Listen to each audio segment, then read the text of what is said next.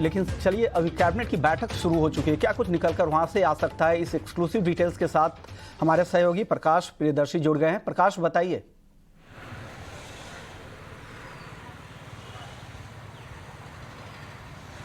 देखिए, कैबिनेट की बैठक में आज दो अहम एजेंडे हैं। खासकर फर्टिलाइजर सेक्टर की अगर बात करें, काफ़ी इम्पॉर्टेंट डे है।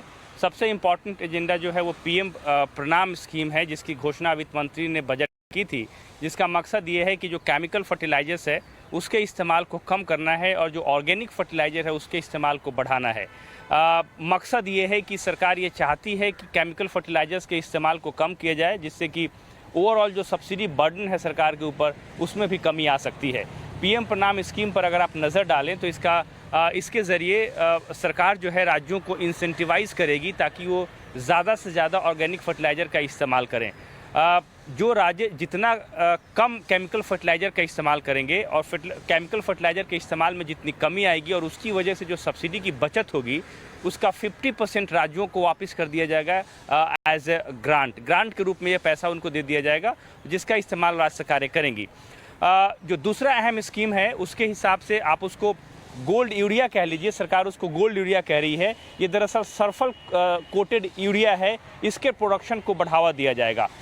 इसका मकसद ये है कि नॉर्मल यूरिया की बजाय सल्फर कोटेड यूरिया के प्रोडक्शन को बढ़ावा दिया जाए, जो कि ज़्यादा एफिशिएंट है। खासकर अगर आप सॉइल फर्टिलिटी की बात कर लें, इसके कम इस्तेमाल से ही ज़्यादा सॉइल फर्टिलिटी जो है वो किसान हासिल कर सकते हैं। इसमें इसका एक इम्पॉर्टेंट फीचर ये है कि कंपनियों को इस बात की इजाज़त मिलेगी कि वो एक एमआरपी पर सल्फर कोटेड यूरिया की बिक्री कर पाएँ, जो कि आम जो नॉर्मल यूरिया है उसमें इसकी इजाज़त नहीं है। नॉर्मल यूरिया की जो कीमतें हैं सरकार तय करती हैं और जितना भी सब्सिडी की रकम है वो सरकार देती है, जो कि मार्केट रेट से कम होती हैं।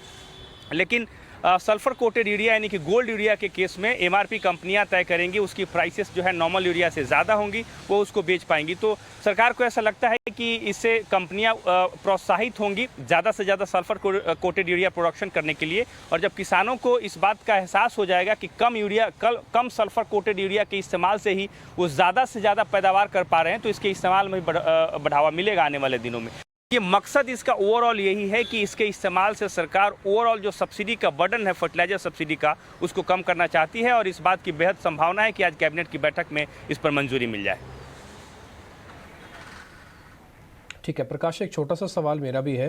ये सल्फर कोटेड वाले यूरिया की बात तो हो रही थी, लेकिन इससे पहले तो सरकार नीम कोटेड यूरिया की बात बोल रही थी। उससे सरकार अपनी पिल्फरेज यानी कि चोरी भी रोकना चाहती थी और सरकार ये कह रही थी कि ये खेतों के लिए भी ठीक है। तो नीम कोटेड यूरिया का क्या हुआ? अब ये सल्फर कोटेड यूरिया कहां से आ गया?